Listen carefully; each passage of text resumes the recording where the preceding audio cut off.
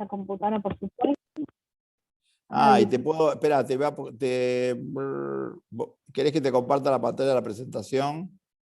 Bueno, si ¿O tenés la ganas, pasás vos? como quieras.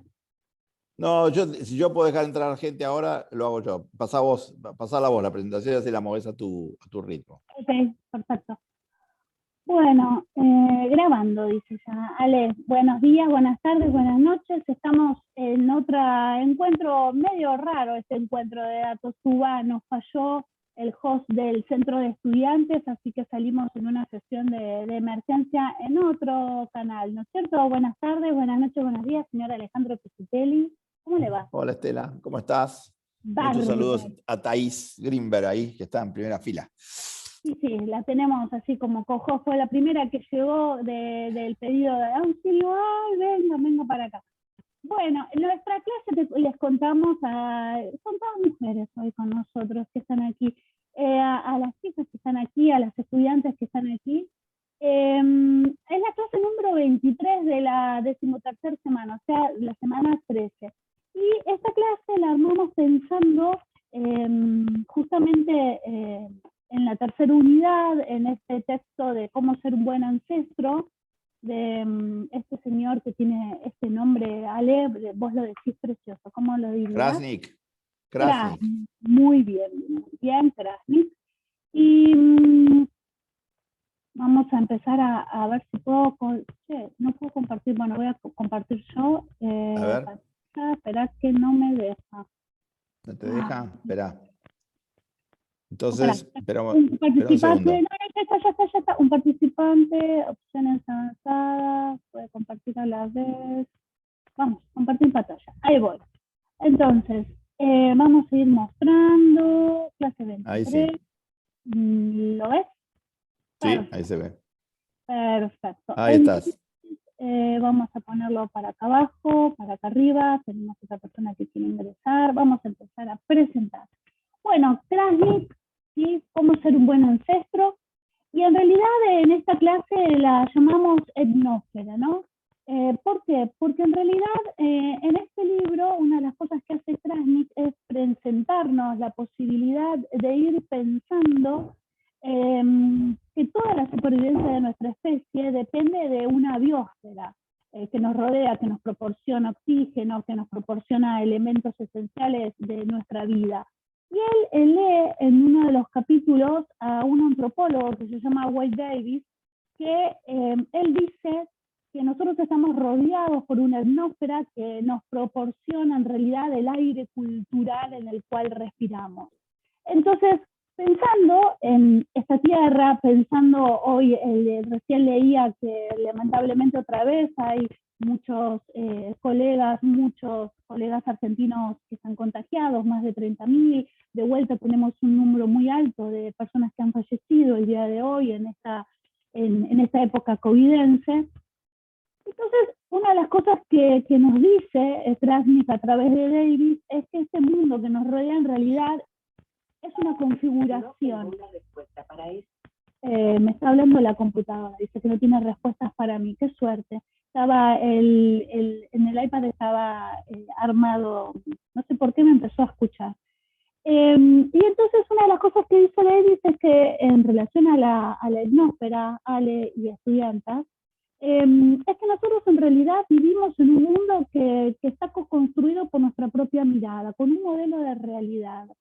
Y en realidad este torbellino de ideas, creencias, mitos, actitudes que tenemos, nos hacen construir un mundo y nos hacen pensar un mundo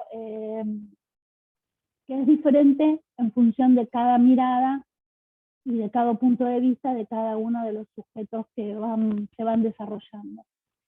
¿Vos habías leído a Wade Davis? Hay una charla TED muy linda que habla sobre esto. Sí, ahí la puse. Bueno, y él, este Davis, es una persona que es antropólogo, viajó por todo el planeta, y él se sorprende del vínculo entre las diferentes comunidades, que generalmente son comunidades originarias, ¿sí? que lo que hace es vincularse a las formas de existencia y al ritmo de la Tierra y a la lectura de los micromundos en los cuales habitan, ¿no? Y esto siempre ahí viene Gianfranco, nos arroja una forma de pensar, de sentir, de ver. Y bueno, Krasnik con Davis dice, bueno, nos perdemos la oportunidad de ver la diversidad, de ver la diversidad cultural por estos anteojos, o mejor dicho, no solamente anteojos, sino anteojeras que nos ponemos en forma constante, que no podemos percibir al otro, percibir la diferencia. Me parece eso algo súper interesante, sobre todo pensando en cómo ser un buen ancestro, ¿no? De ir percibiendo e ir conociendo al otro. Y una de tus invitadas de UDESA trabajó esta idea, cómo relevar las formas de pensar, otra forma de orientarse, otra forma de percibir el mundo, los tiempos, los ritmos, los sabores, ¿no? Era Laura, ¿te acordás? Ella habló Sí, bastante. Laura Novik trabaja mucho esto. Ella hizo muchos viajes al altiplano, conoce mucha gente, estuvo muchas veces en América Latina y en otros lugares también, pero visitas profundas, muchas visitas etnográficas, ¿no?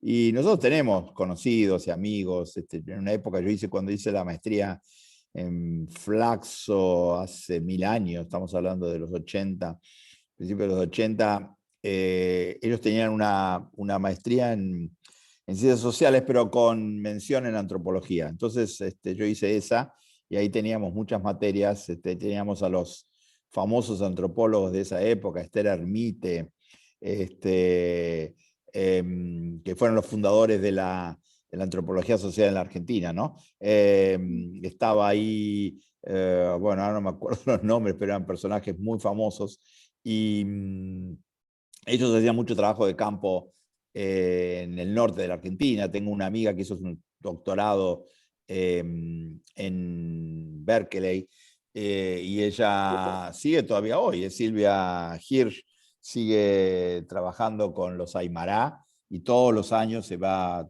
3 semanas, 4 semanas, 6 semanas y vive con ellos. Eso lo hace desde hace 30 años. O sea que hay gente esta idea de la observación participante, esta idea de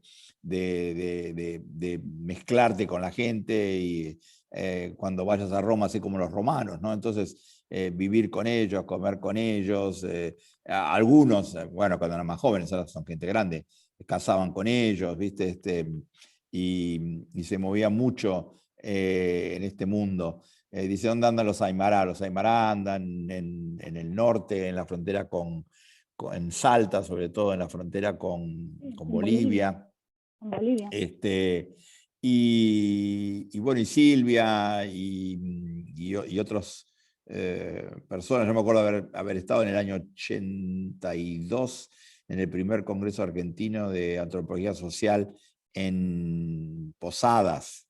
Imagínate, Posadas era súper rudimentario, de ahí nos llevaron a misiones jesuíticas, y de ahí fuimos hasta las cataratas, y era todo con un grupo de 100, 200 antropólogos que íbamos de un lado para otro, ¿no? Así que esto que estás comentando vos de la etnósfera, o lo que estás No, comentando vos, en esa charla que vos decías recién, ahí yo les puse una cosa interesante de un tipo que se llama Manuel Borbolla, que habla de lo de Wade Davis. Y Wade Davis, esa charla es una charla TED del año 2003, donde él menciona, dice, empieza diciendo, bueno, en este momento hay 6.000 idiomas que se hablan, hace 40 años, 6.000 idiomas que se hablan sobre la Tierra, ¿no?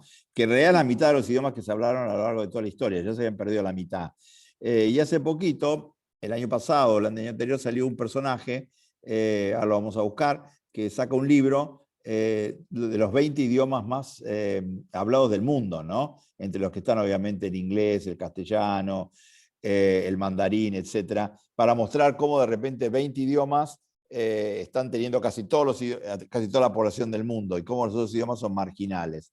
Bueno, en fin, todas estas cuestiones de lo dominante y lo recesivo, de la presencia de idiomas hegemónicos, de la muerte de los idiomas, ¿no? Hay muchos libros, When Languages Die, ¿no? Que te va mostrando cómo el último, por ejemplo, en el caso argentino, hace como 30 o 40 años murió el último de los onas, el último de los yananes, en Tierra del Fuego, y Gracias. cada idioma que se muere es un mundo que se apaga, ¿no? Es como en Star Wars, cuando hacen explotar, desde la Estrella de la Muerte, hacen explotar a un planeta entero con toda la gente, ¿no? O sea, idioma que se muere, cultura que se pierde para siempre.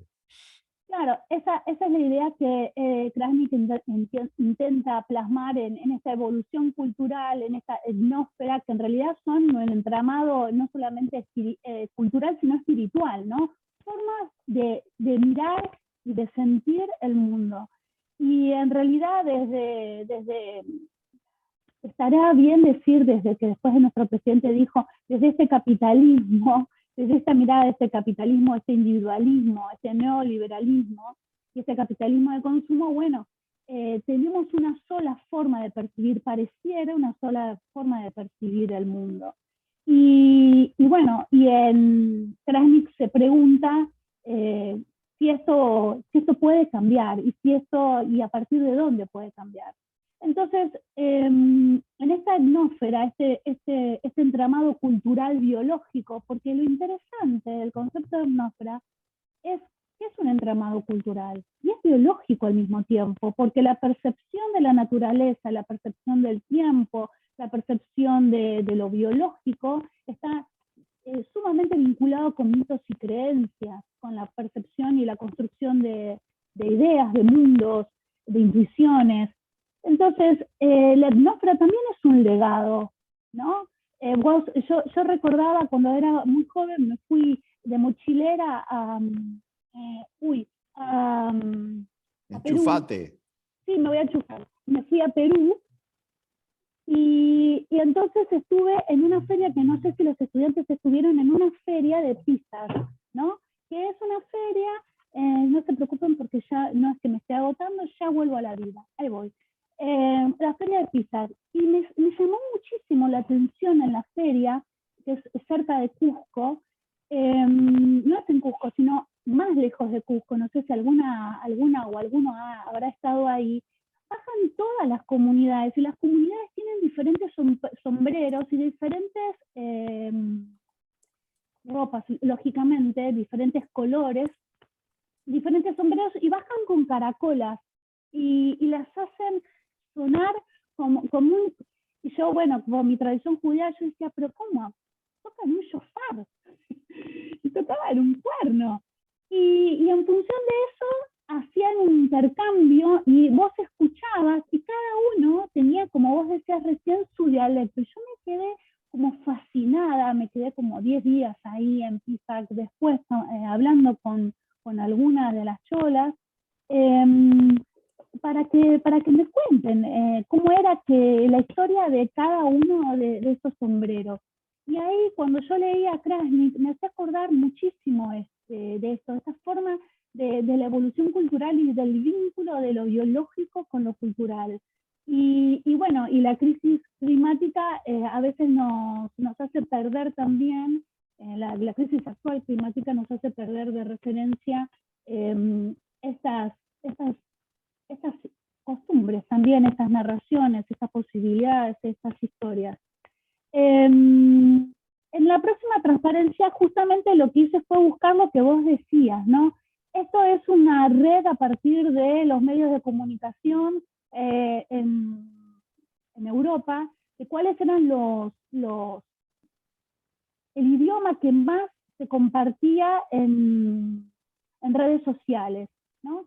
Y entonces aparecía, ¿sí?, el inglés, el ruso, el francés, como central, y bueno, ahí abajo aparece el chino, ¿no? Entonces, ¿qué es lo que cómo conversamos, cómo nos vinculamos en redes sociales y cómo nos vinculamos con el otro? Como vos decías, mira, acá yo me acordé mucho de vos, la feria se llama, Belén, la feria de Pisac, búscala, está muy cerca de Cusco, es sábado y domingo, ¿sí? Si podés, alguna vez, ve, es una experiencia maravillosa. Mira, Ale, mira Sí. esta.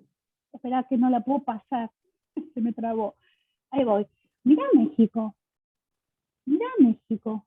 México es uno de los Sí, países, es uno de los países con más, digamos, occidentales, con más diversidad lingüística, ¿no? Sale de 68 lenguas originarias, 68, ¿sí? Que tiene 360 variantes. Es impresionante.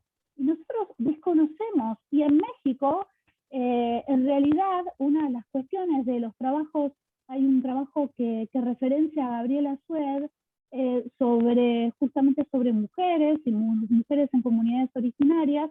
Y una de las más grandes dificultades que hay es relevar la información, sobre todo de femicidios, porque está la barrera cultural, porque no se, digamos, oficialmente se traduce aquello que es común y no lo que está sucediendo en cada localidad, ¿no? Entonces, cuando uno está en México cree que solamente es el náhuatl o el mixteco, pero está el zapoteco, está el otomí, está el totonaco. Hay de vuelta una diversidad y en cada una de esas diversidades hay un vínculo con lo biológico y hay un vínculo con lo originario y hay un vínculo de una forma de representar el mundo. Y por eso a mí me parecía como súper potente volver a pensar cómo estos ancestros, qué nos están brindando estos ancestros. Que en realidad estos ancestros están potenciados en este presente, ¿sí? Una de las personas que como vos conocés y como, bueno, creo que entró María, más importante en el campo de la antropología fue Margaret Mead, ¿no? Que es esta mujer, es esta señora que estamos aquí. Y entonces, una de las cosas que Margaret Mead decía y enfatizaba todo el tiempo en cada uno de sus trabajos, en cada una de sus conferencias, y ahí uno lo ve en los videos de YouTube, ¿no? Es el temor de pensarnos como una cultura única, ¿no? Esta idea etnocéntrica de pensarnos como una cultura única a nivel mundial, de pensarnos como cuando uno piensa el globo, se piensa como una sola cuestión unificada, como una sola voz, como una cuestión genérica, ¿no? Y en realidad, vos me compartiste la semana pasada un artículo sobre no sé si te acordás, sale el Apolo 11. Cuando vos me lo mandaste, yo dije, uy, vamos a ver, me está mandando un artículo sobre la Luna, ¿no? Sobre el aterrizaje sobre la Luna. Y en realidad lo que me estabas mandando era un artículo sobre una cueva en África, ¿sí? Muy vinculada a la comunidad eh, bosquimana, no sé si se acuerdan, hay una película que se llama Los dioses pueden estar locos, ¿sí? O deben estar locos. ¿Se llamaba así, María? ¿Se llamaba así, Dale? Que es una película alucinante de los años 76, 77 o 80. Yo la vi siendo muy chica con mi abuela en el cine, en ese cine de Disney que había en la calle Corrientes, ¿no? Me llevó ahí a ver Los dioses deben estar locos. Y por primera vez conocí un bosquimano. Bueno, esa cueva del Apolo 11, todo el artículo relata, un artículo hermoso de La Vanguardia, y Ale lo puso, porque juega con esto de colonizar y de conocer algo que es conocerse a uno mismo y conocer una comunidad como era la comunidad anterior a los bosquimanos y cómo desarrollaron hace 30.000 años, cómo desarrollaron su pensar, su estar, su vivir, su convivir en ese lugar. Es hermosa el artículo ese. Gracias por por haber brindado la posibilidad de leerlo, lo desconocía. Y por eso cuando estaba armando esta transparencia me acordé de Margaret Mead, porque Margaret Mead constantemente hacía como un esfuerzo enorme de ir traduciendo, ¿sí? E ir organizando la diversidad en las formas de pensamiento, la diversidad y la riqueza en las formas de pensamiento. Alex, ¿estás ahí? ¿O te me fuiste? sí, estaba con Los dioses deben estar locos. Ahí estaba. Ahí le puse, es un trailer ese que no es el trailer oficial, sino es un trailer que hicieron unos chicos ahí para un ejercicio, pero bueno, Es una película súper interesante porque es una película aparentemente graciosa, que pasan unos tipos ahí por encima del espacio aéreo bosquimano y tiran una botella de Coca-Cola De coca, vacía. ¿no? Y bueno, la historia es cómo se idolatra esa botella, ¿no? Y cómo se convierte en 1000 significantes distintos, un significante de la botella en 1000 significados diferentes. Ahora, cuando Estela marca esta cuestión acá de Margaret Mead, de la preocupación de Margaret Mead, también de Bateson, ¿no? Que estuvo casada con ella unos años, ahí por fines de los 20, principios de los 30, está muy preocupada Margaret Mead con lo de la cultura única mundial. Y lo de la cultura única mundial tiene mucho que ver con lo que hoy llamaríamos el pensamiento único.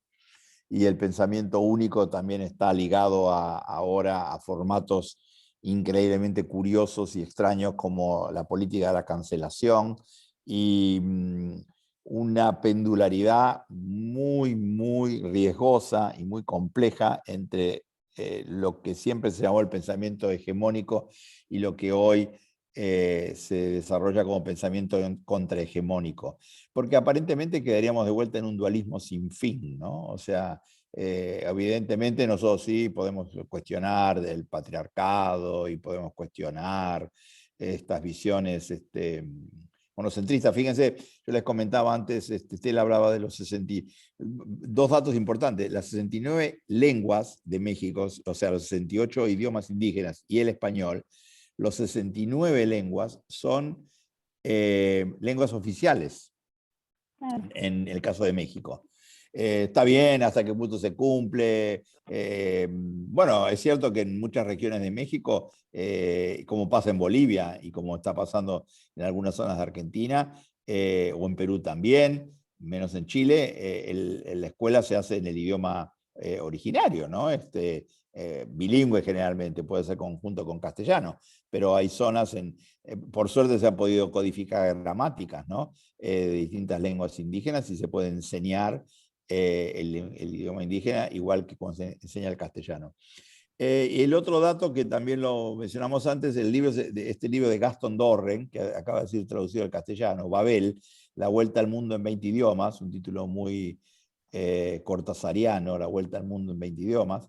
Fíjense que está hablando ahí de 6.500 idiomas y dice, solo necesitamos 20 de esos idiomas para conversar con 3/4 partes de la población mundial, ya sea en el lenguaje materno o en el segundo idioma. Esto es nefasto, ¿no? Porque está diciendo que en definitiva que si vos te podés comunicar con 3/4 partes de la población mundial, eso es más o menos en este momento unas 5.500, 6.000 millones de personas, porque estamos llegando a los 8.000 millones en cualquier momento. Entonces, si el 3/4 se puede comunicar en estos 20 idiomas, ¿para qué querés los otros 6.480, ¿no?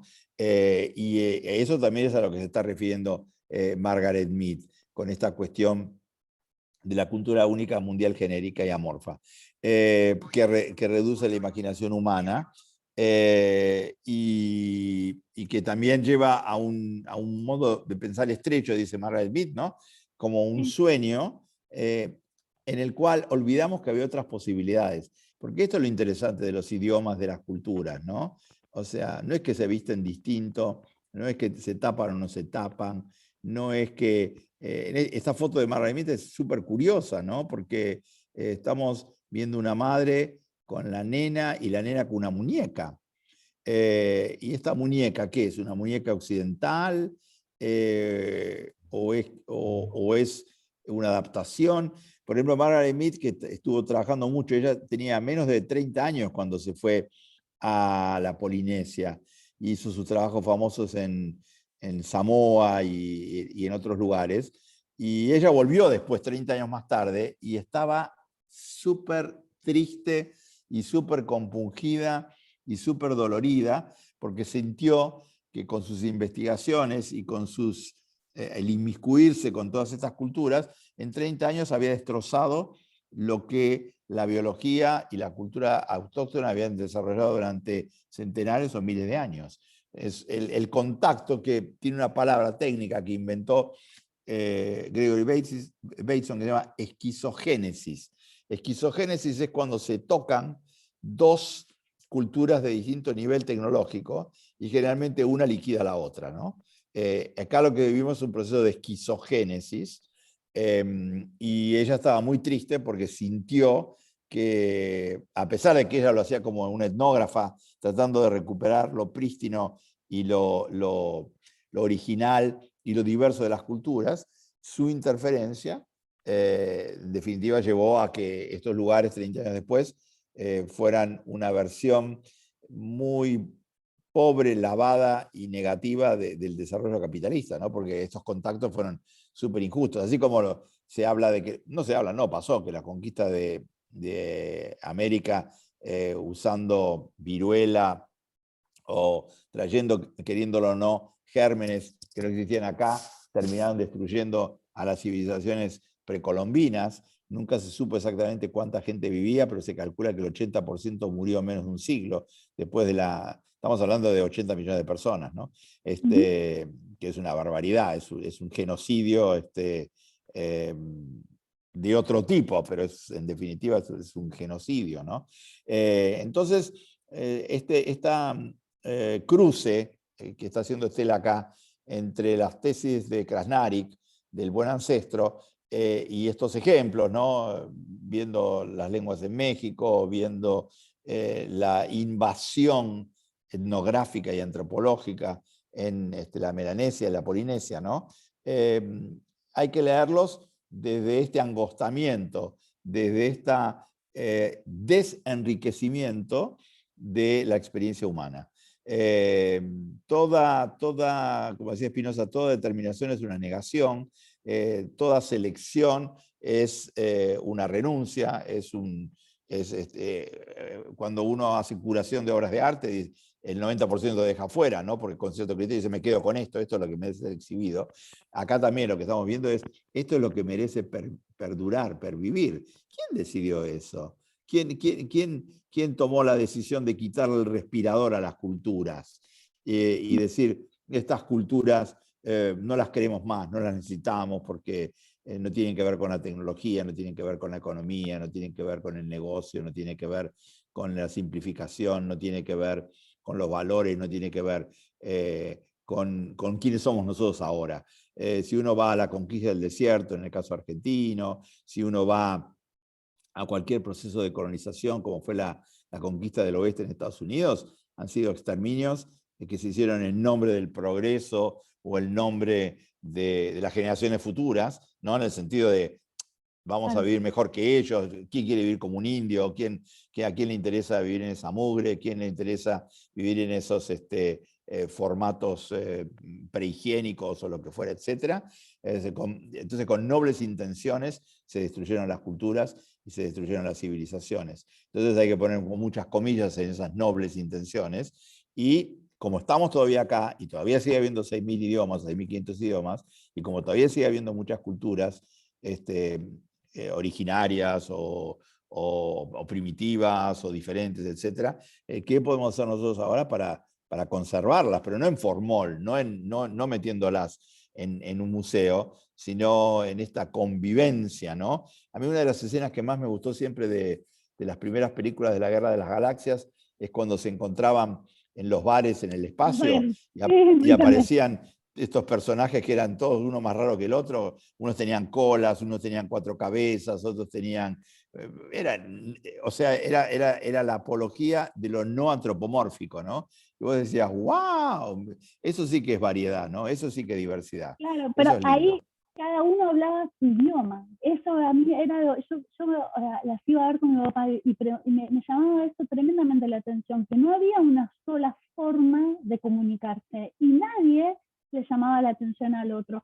Yo cuando armaba y busqué a propósito esta foto de Mid, me acordaba mucho insisto en esta película Los dioses deben estar locos, porque justamente el artículo que me regalaste así de La Vanguardia señalaba que había encontrado diferentes artefactos y diferentes objetos, ¿no?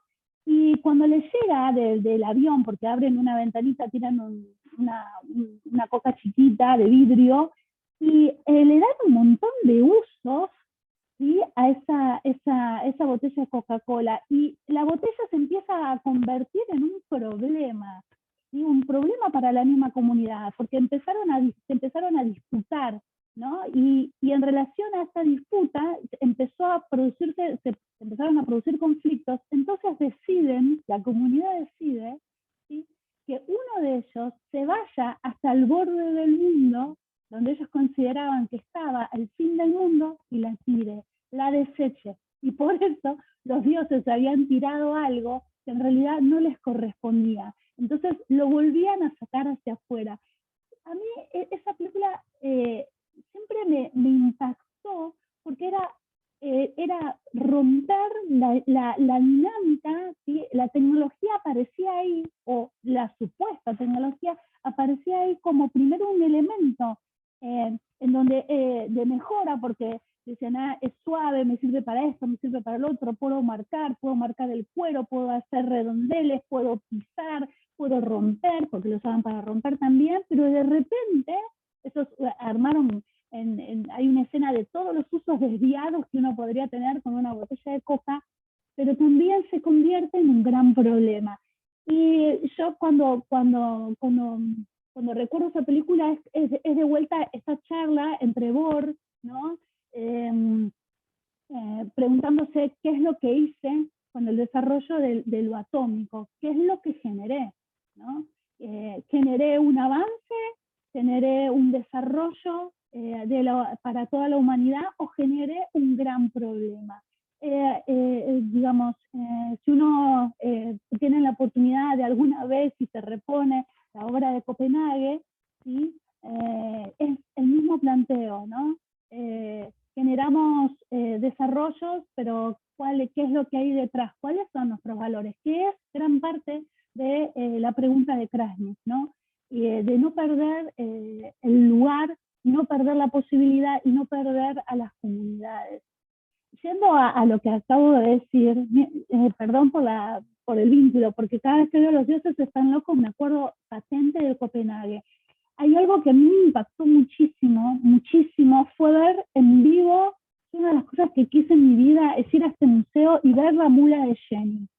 Me van a decir que soy una boba, pero yo quería ver la mula de Jenny. Yo quería ver el tamaño, ¿sí?, de ese telar que modificó, ¿sí?, todo el vínculo entre la aldea y lo urbano, y es el inicio de la revolución industrial. O sea, la mula de Jenny, o sea, no lo van a ver acá. ¿Por qué la mula? Porque es la forma de hilada y el ida y vuelta del proceso productivo. Era algo que a mí me fascinó, ir a Manchester, que es una de las cunas de la revolución industrial, y ver este tipo de artefactos, la mula de Jenny. Entonces, con la mula de Jenny, ¿sí?, con esta forma de hilar, ¿sí?, nosotros tenemos más de 350 años de historia de cambios, ¿no?, tecnológicos, que estos cambios generaron procesos sociales. Y acá me acuerdo mucho de Barico, ¿no? ¿Qué fue lo que cambió? ¿Cambió nuestra mentalidad, Ale? ¿Cambió nuestra forma de ver las cosas? ¿Qué cambiamos nosotros primero para generar el cambio? Generalmente dice, bueno, la tecnología nos modificó. No, somos nosotros que generamos, ¿sí?, estas modificaciones.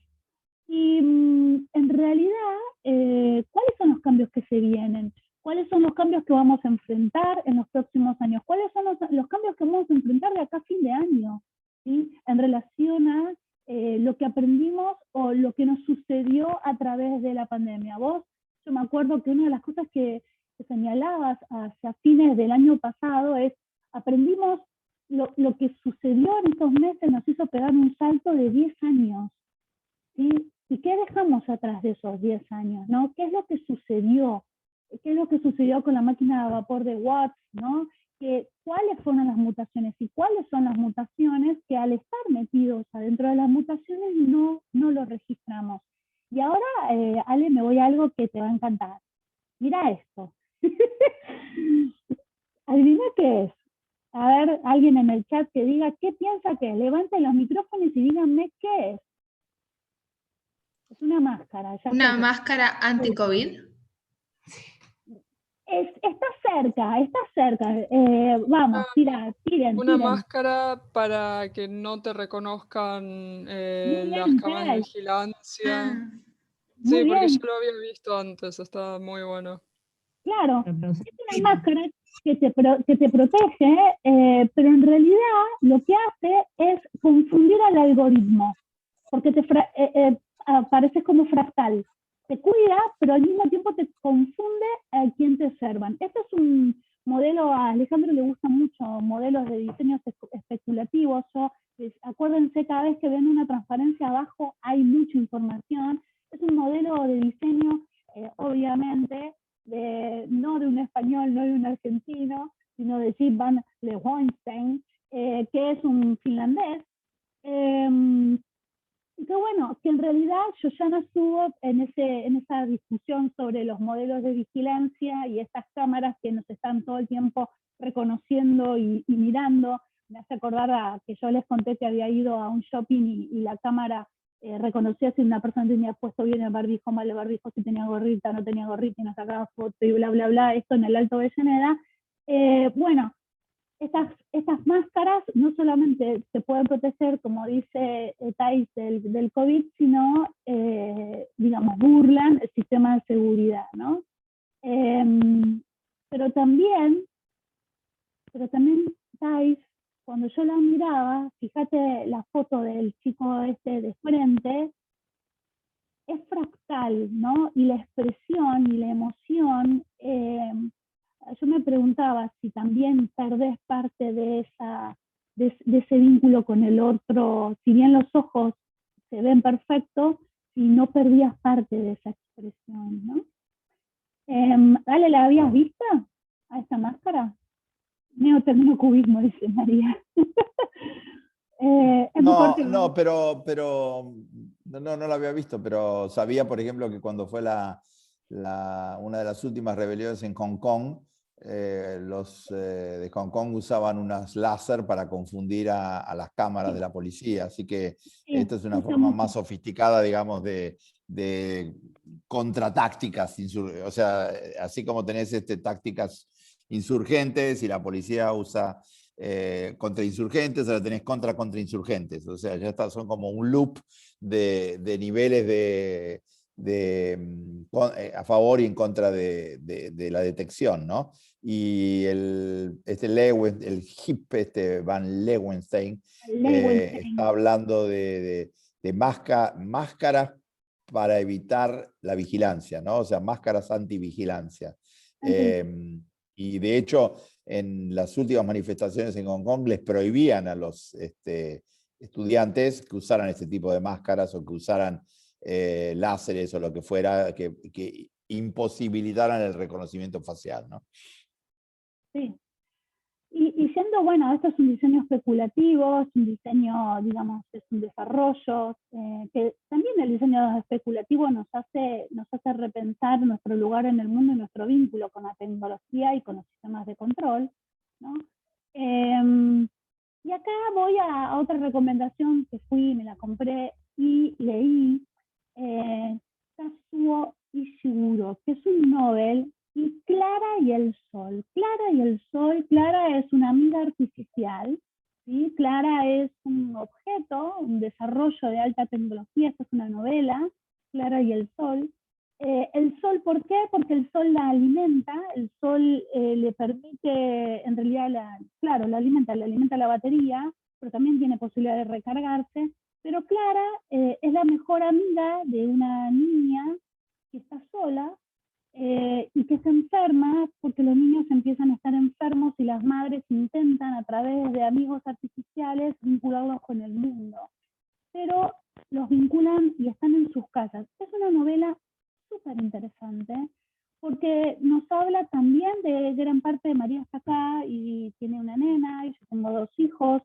Y nos habla también de cómo están viviendo los adolescentes, los niños hoy, ¿no? De cómo es que se vinculan con los otros. Y Clara es, ¿no? La amiga artificial, la amiga que le pregunta, la amiga que le escucha, la amiga que la cuida cuando la madre no está, porque el diseño de Clara es un diseño que es para cuidar a niños, pero para cuidarlos y al mismo tiempo, porque Clara tiene todo un diseño ergonométrico que es agradable, que es suave, que es linda, de manera tal de, en esta obra, Kazuo lo que hace es vincularse fuertemente con los sentimientos y con la soledad de los chicos. Hay una escena en la mitad del libro súper interesante, que es como todos los niños están solos, ¿sí?, en sus casas, y como todos los niños, hay niños que son mejorados, niños que no tienen la posibilidad de estar mejorados y por lo tanto se enferman, y entonces necesitan estos amigos artificiales, necesitan encontrarse, y las madres desarrollan lugares de encuentro vigilados por las AA, por los amigos artificiales, y por ellas mismas, porque tienen que, adivinen qué, tienen que desarrollar la empatía. Tienen que aprender a ser empáticos con el otro, tienen que aprender a tolerarse, tienen que aprender a compartir, ¿no? Entonces, una vez al mes se desarrolla una reunión en donde aprenden. María, me muero si este es el mundo, ¿no? Esta novela, yo no les quiero decir cuál es el final, de Clara y el Sol, pero también es una invitación a, bueno, vuelvo a las comunidades originarias, ¿no? ¿Qué es ser un buen ancestro? Y empieza, bueno, ahí Josué empieza a establecer un vínculo, una narración, ¿no? Y las primeras personas que empezaron a contarnos historias de cómo era el futuro, de cómo podría ser el futuro, que yo recuerde, en el siglo, en el siglo pasado, en el siglo XX, en función del desarrollo de la revolución industrial, fue Julio Verne, ¿no? En principio. Empezó el viaje al centro de la Tierra, 20.000 leguas del viaje submarino. Yo había traído más, tengo un montón de libros acá para mostrarles. Y después Orson Welles, y después viene Asimov, y después viene esto, viene este señor, viene Stapleton, Hacedor de Estrellas, Olaf Stapleton, que el libro que yo tengo, ¿sí? Yo cada vez que me compro un libro pongo una frase, ¿no? Me lo compré en el año 87, y yo estaba empezando ahí mi carrera como socióloga, y puse esta frase el comienzo, ¿no? Y siempre recuerdo cuando lo leí, la nota preliminar que le hace Borges, ¿no? A esta edición que tengo acá, Hacedor de Estrellas. Y Olaf Stapleton, en este libro, Hacedor de Estrellas, habla de la otra tierra, ¿no? Y una historia maravillosa de la otra tierra, ¿no? Y la idea es, bueno, como Alejandro hizo, me mandó una nota del Apolo 11, ¿no? De una cueva de 30.000 años que le pusieron el Apolo 11. Bueno, Stapleton hace lo mismo y dice la otra tierra. Y es que un día un geólogo encuentra en una cueva un diagrama de una radio, ¿sí? Y ese diagrama de radio se asemeja a lo que nosotros somos ahora, y entonces empieza todo un devenir. Y en este prólogo, Borges dice, en un cosmos inconcebiblemente complejo, cada vez que una criatura se enfrenta con diversas alternativas, no elegía una, sino todas, creando de este modo muchas historias universales del cosmos. Bueno, esa es la etnósfera, ya que en ese mundo había muchas criaturas y cada una de ellas estaba continuamente ante muchas alternativas. Las combinaciones de esos procesos eran innumerables, y a cada instante ese universo se ramificaba en otros universos, y estos en otros universos, y a su vez pareciera que estuviera escribiendo El jardín de los senderos que se bifurcan, pero si pueden, lean este hermoso cuento que se llama Hacedor de Estrellas, de Stapleton, donde está el prólogo de Borges, ¿no? En donde, ¿cuál es la otra tierra? Yo siempre pongo, no hay planeta B, ¿cuál es la otra tierra? ¿No? Sí, re borgiano, sí, es hermoso. Y Stapleton y Borges tienen, cuando uno lee este Hacedor, se da cuenta también de cómo Borges se nutría de estas narraciones. Y en función de las narraciones y de mirar el aquí y ahora, y mirar lo que nosotros mismos generamos en nuestro planeta, miren esto, esperen que se me sale, uy, ahí va, ahí. ¿Qué será esto? me van a decir, te volviste loca. No, esta es un desarrollo que se llama de futuros experienciales. Es un desarrollo que se hizo en un laboratorio de energía futura en los Emiratos Árabes. Y adivinen qué está viendo este señor. ¿Sí? Este señor está oliendo la contaminación. Es como, bueno, ¿cómo sería oler el futuro? Bien, si quieren, odorama, ¿no? De Kutso. ¿Cómo sería oler el futuro? ¿Cómo sería el olor del futuro? ¿Vieron cuando uno estaba en las paradas ahí esperando en Marcelo T, espera el colectivo y viene el 68, 152, el 2, el 39 y nos llenan de humo, ¿no? Y uno se baña en humo, o están acá en la avenida Directorio y el 126 arranca y nos llena con esa bocanada de humo. Entonces una de las cosas que hicieron en este laboratorio, bueno, era pensar, bueno, ¿cómo sería oler el futuro? Ya ni siquiera pensar, o sea, fíjense algo tan fuerte como es el oler.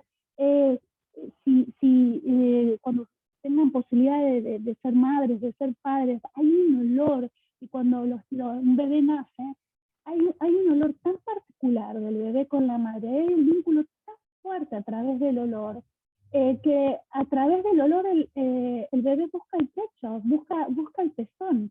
Entonces, esta cuestión del olor es originaria y es súper, tiene que ver con los sentidos, con las sensaciones. Hay una de las cuestiones de los cambios hormonales en las mujeres que tienen que ver con los olores, ¿sí? Y esta máquina de contaminación que pusieron ahí dióxido de azufre, monóxido de carbono, ¿sí? Ellos imaginaron acá el 2034. Y entonces la gran pregunta es, ¿cómo podemos hacer ahora, en este futuro experiencial, cómo sería no tener ese olor? ¿Cómo sería, qué artilugios, qué desarrollos, qué escenas, qué conversaciones hay que desarrollar para que esto no sea así? No sé si a alguno de los que está aquí les ha pasado de estar en un lugar y que el olor eh, los embriague y al mismo tiempo los expulse y no puedan estar más en ese lugar. Es muy fuerte, ¿no? Porque despierta también muchos sentimientos de querer estar, de querer compartir, de querer habitar, ¿no? De vuelta voy hacia adelante y hacia atrás. Esta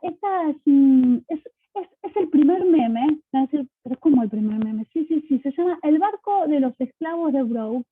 Era la forma en cual que se convirtió en realidad los activistas en Inglaterra en 1787 lo hicieron para ir mostrando lo horroroso de la manipulación del hombre por el hombre y de algo tan horroroso como era la esclavitud. Y entonces todo el movimiento antiesclavista empezó a mostrar el diseño, ¿sí?, de los cuerpos, de cómo un barco se pensaba y uno distribuía los cuerpos en relación al espacio, ¿no?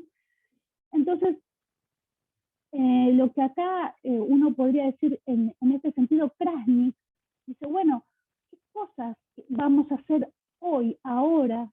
¿Qué cosas vamos a difundir? ¿Qué cosas vamos a empezar a problematizar? ¿Qué observaciones vamos a empezar a realizar para que nuestras futuras generaciones, en términos de una justicia intergeneracional, nos permita pensar en el largo plazo, ¿no?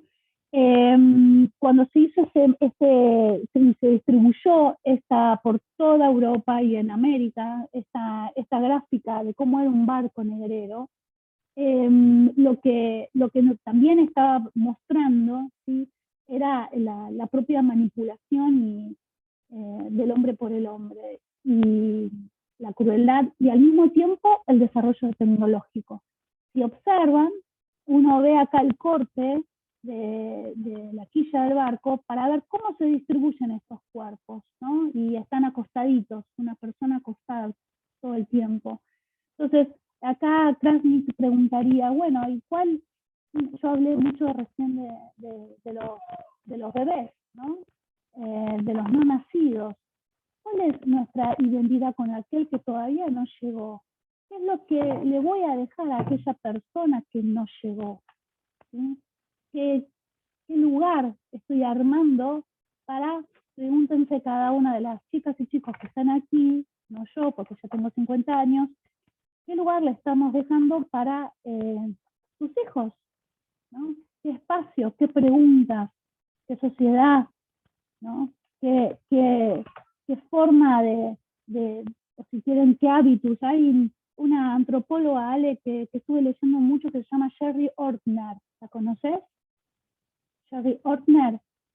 Sherry Ortner hace una investigación sobre las personas, ¿cómo se llama? La persona, vos vas al Himalaya y tenés una persona que te lleva. ¿Cómo es que se llama? Sherpas. Muy bien, los Sherpas. Sherpas.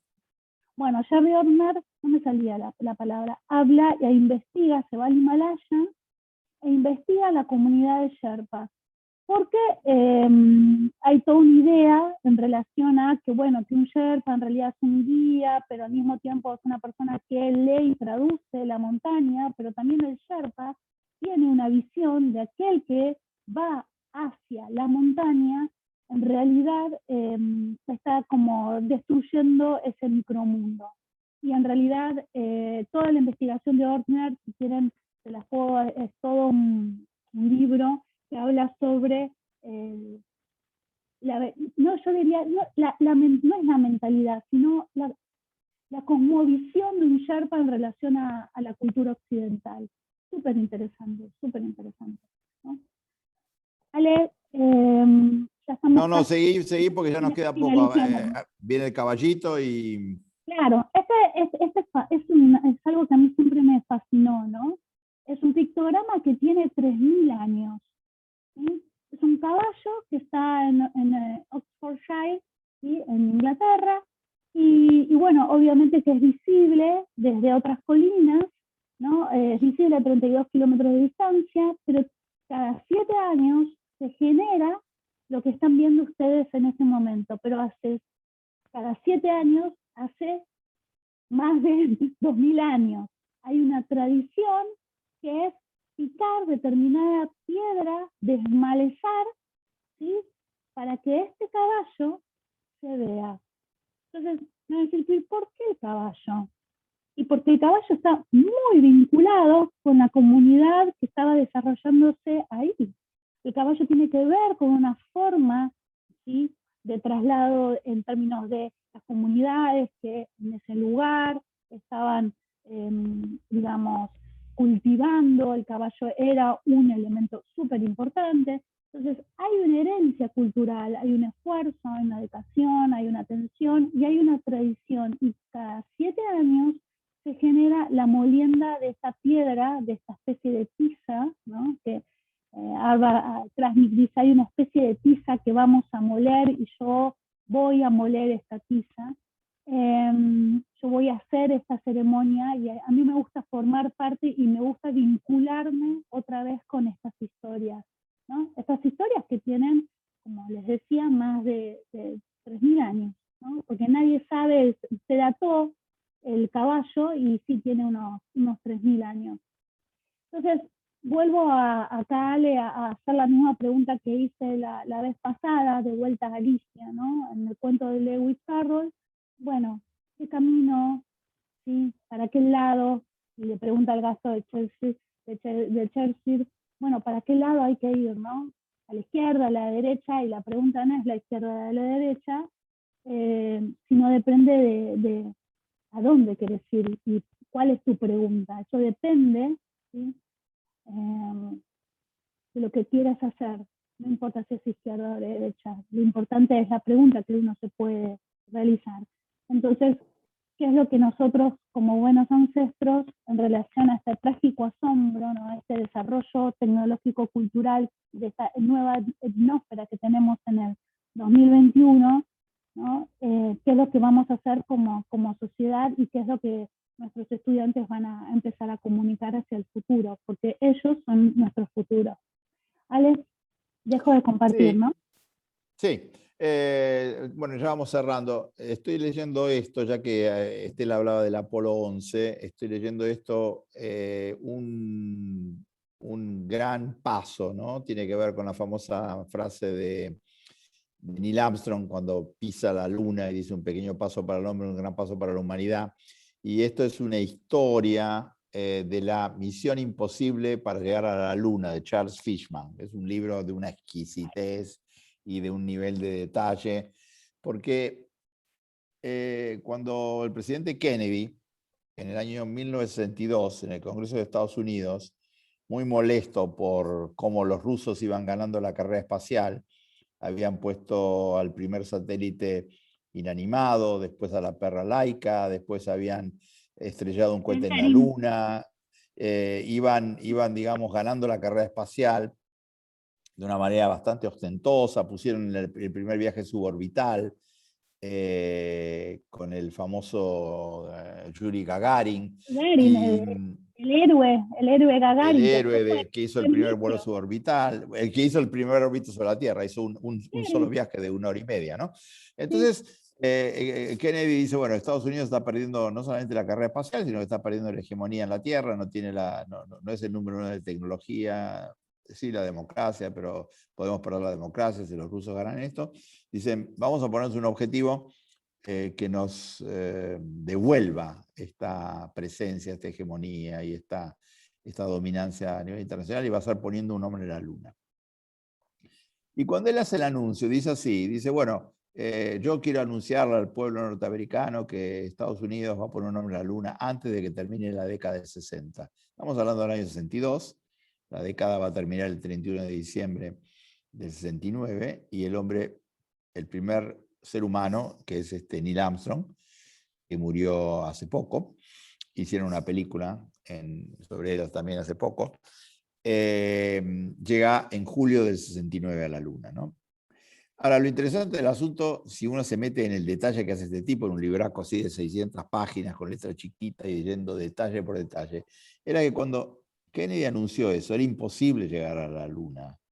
No en el año 69, no hubiese llegado ni en el año 99, porque no estaba la expertise, no estaba la tecnología, no estaban los sistemas de todo tipo, no había ni computadoras en ese momento para poder llevar un hombre a la luna.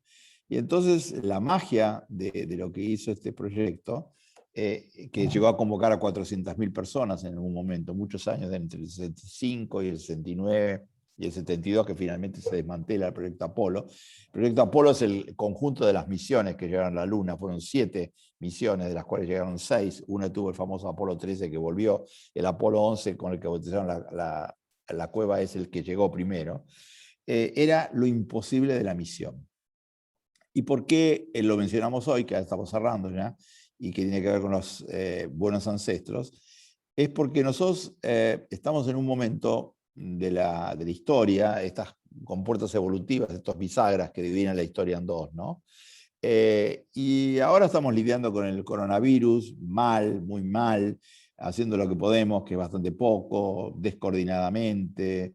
En el caso argentino, es uno de los peores casos del mundo en este momento. Tenemos 700 muertos diarios, tenemos una cantidad de contagios medidos, porque los que no se miden son infinitos. Tenemos un montón de gente que ha muerto con 2 dosis. Tenemos 3 millones de vacunas sin aplicar. Y un montón de cuestiones que no vienen al caso acá.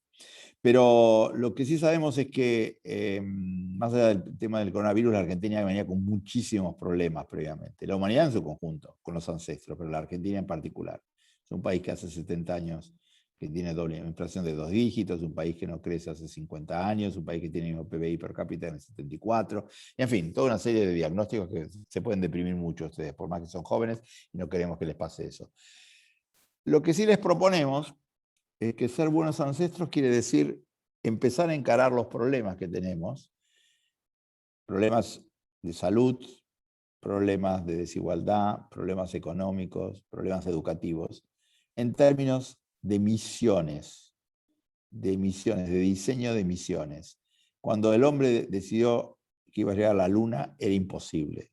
Y si llegó es porque se lo tomó como una misión de todo un país, de una enorme capacidad tecnológica, pero sobre todo de cráneos, de cabezas, de gente arriesgada, porque los astronautas eran tipos que bajaron a la luna en un Fiat 600, Si ustedes ven lo que son esas cápsulas, dicen, no puede ser que estos tipos hayan bajado a la Luna.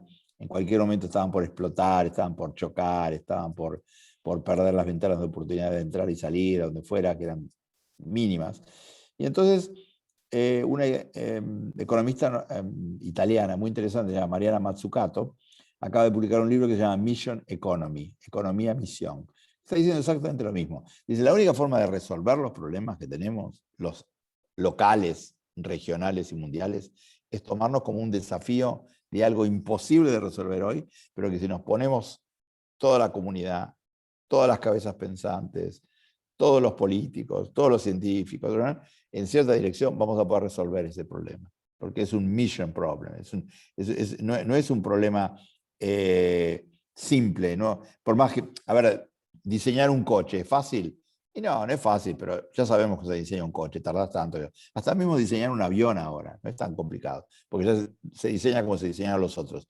Pero resolver los problemas mundiales, los 17 desafíos de la UNESCO, el fin del agua, el fin del petróleo, la multiplicación del hambre, la multiplicación de desigualdades, no se va a poder hacer si lo queremos hacer en términos piecemeal, de chiquitito, gano la elección, entonces voy para acá, pierdo la elección, voy para allá, me peleo todo el mundo con todo el tiempo, con toda la gente, no entiendo qué está pasando, etc. No, necesitamos lo que se llama hoy Mission Design Problem, diseño de problemas en términos de misiones. Y solo si hacemos eso vamos a ser buenos ancestros. Solo si nos tomamos los 17 desafíos de la UNESCO y los planteamos como misiones para toda la humanidad, que parece utópico, parece lírico, parece romántico, parece, ay, estamos con Antonio Prieto. Ustedes no saben quién era Antonio Prieto. Antonio Prieto era un tipo que cantaba La novia, una canción que era absolutamente bochornosa, ¿no? Decía blanca y radiante, viene la novia, ¿no? Ay, todo muy romántico. Bueno, no tiene nada de romántico. El desafío que tenemos que resolver es monstruoso, es realmente apocalíptico, es un desafío nunca jamás imaginado. Pero si no lo hacemos en términos de mission design, no tiene ninguna solución. Y cada día que pasa, nos pasa lo que decía Lewis Carroll. Él decía que en un mundo muy, el autor de Alicia en el País de las Maravillas, en un mundo en movimiento, el que se queda en el mismo lugar retrocede. Cada día que no estamos trabajando en el mission design, estamos retrocediendo. Argentina económicamente está igual que en el año 74. Es desastroso, desastroso lo que ha hecho la clase política de todos los partidos del 74 en adelante. Sí, le podemos echar la culpa a los militares, le podemos echar la culpa a los sindicalistas, le podemos echar la culpa a los políticos, le podemos echar la culpa a los terratenientes, le podemos echar la culpa. Hagan la culpa a quien quieran, pero la Argentina está clavada en el año 74. En el año 70 había 4% de pobres en Argentina. 4% de pobres en Argentina. En el año 70 el PBI per cápita se dividía 50% el capital, 50% el trabajo. Cuando lo sacan a Ilia en el 66, Onganía, el país vivía en una época de florecimiento cultural y el Ditela es parte de esa aventura, como jamás vimos después una cosa parecida. Entonces, no lloremos sobre la leche derramada, no miremos todo el tiempo para atrás, no hagamos apología de los lindos, dorados tiempos que tuvimos, personales y colectivos, sino que pensemos que estamos muy complicados. El virus en este caso es un revelador. Ustedes no saben, pero antes las películas, no sé, no había máquinas digitales, venían con una cosa que se llamaba carrete, una cosa que se llamaba rollo. Uno sacaba fotos y ese rollo tenía que llevar a un lugar que se lo revelaran. Se metían en unos baños, había un revelador y había un fijador, y después agarraban y te hacían las fotitos, te las cortaban, etc., ¿no? El coronavirus es un revelador de nuestros problemas, no es el problema, es un síntoma de los problemas que tenemos atrás. Y de la forma tan mal que lo estamos encarando es porque seguimos sin entender que estos problemas son mission design problems. Y si no lo tomamos con mission design, lo vamos a resolver así, como con la manta. Le sacamos vacunas a la ciudad de Buenos Aires, se las damos a la provincia de Buenos Aires. Le sacamos esto a uno, le sacamos al otro esto. Ponemos de acá, ponemos del otro lado. No resolvemos nada. Y se nos están muriendo 700 personas por día. Ya tenemos más de 82.000 muertos, que es una cosa monstruosa, ¿no? Más de la mitad de muertos son de este año, no son del año pasado. O sea, no nos preparamos para la segunda ola, volvimos a ignorar todo lo que iba a pasar, seguimos encerrando a toda la gente, no hay clases en los colegios de una forma, pero absolutamente en ningún lugar del mundo pasó eso, etcétera, etcétera. Pero no estamos hablando de política, estamos hablando de mission design problems. Entonces, si queremos ser buenos ancestros, tenemos que encarar los problemas que tenemos en términos de mission design problems. Delita, ya nos pasamos, así que entramos más tarde, 15 minutos más tarde, pero hacer el cierre, please.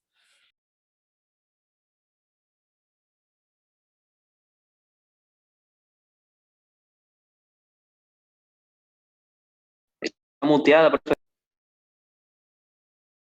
Estoy muteada, gracias, Gianfranco. Les decía que mañana tenemos la presentación de este libro con Fernando García. Es, la verdad, si alguno de ustedes dice, a mí me gustaría hacer una tesina, ¿no? Bueno, lean este libro, cómo está escrito y los datos que tiene.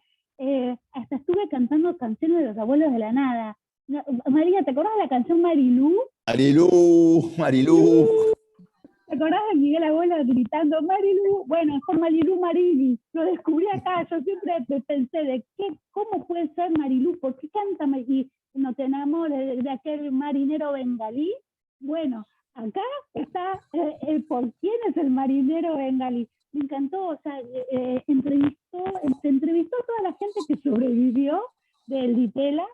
Y es realmente, es hermoso, es aquel libro que uno nunca pudo escribir, pero le gusta leer.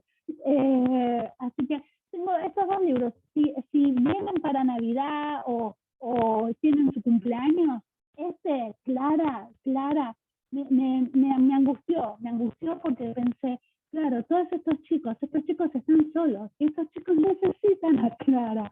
Y es un traductor, como decía Ale, es una novela hermosa y al mismo tiempo dolorosa. Así que bueno, mañana si podemos nos encontramos con todos ustedes, si no a través del canal de YouTube, para conocer en primera mano a Fernando García. Estoy segura, yo lo marqué, Ale, seguro que lo marcaste. Ya tiramos las primeras 3 hojas, habla de Marilú y con los abuelos de la nada y con las heladeras Siam. Y todos tus amigos, porque habla de Roberto Jacobi, habla de Marta Minujín, habla de Edgardo Jiménez, habla de Pablo, de Dalila Pusovio, habla de todos. De la Lila. Es fantástico. Por eso este libro que uno nunca va a escribir, pero que ya lo escribe otra persona. Bueno, chicos, nos vemos mañana. Cuídense. María, un beso grande, María, cuídate. Chao, chao. Estela. Nos vemos mañana, Bye. Hasta mañana. gracias. Chao, chicos. Gracias. Cuídense. Chao, Gianfranco. Cuídate, Malena, Sofía, Belén. Bye, bye. Chao.